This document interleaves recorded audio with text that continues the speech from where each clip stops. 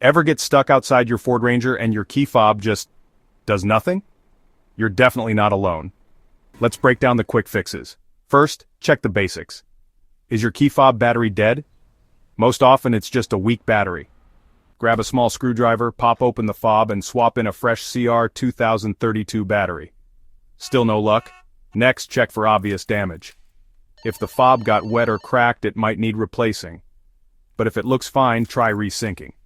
Sit in your Ranger, close all doors, and insert the key into the ignition. Turn it from off to run 8 times within 10 seconds, ending on run. The doors should lock and unlock, signaling programming mode. Press any button on your fob.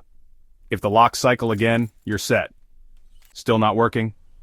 Try your spare fob. If that works, your main fob may be toast. If neither fob works, your Ranger's receiver could be the problem. At this point, it's time to call a pro or visit your Ford dealer. Quick recap. Check the battery, inspect for damage, try reprogramming, and test a spare.